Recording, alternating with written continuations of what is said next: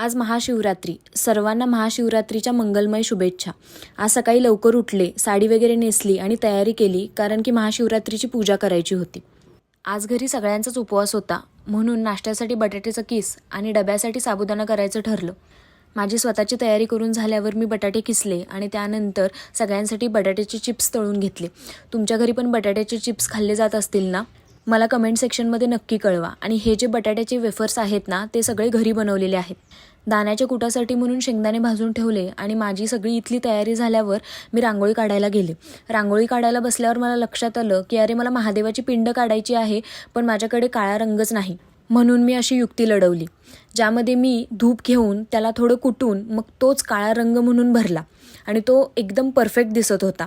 तुम्ही बघू शकता की महादेवाची पिंड कशी दिसतीये. आणि माझी रांगोळी तुम्हाला कशी वाटली हे नक्की सांगा. महादेवाची पूजा करून घेतली आणि त्यानंतर मी नाश्ता करून घेतला. अशी होती आमची महाशिवरात्री. Bye bye.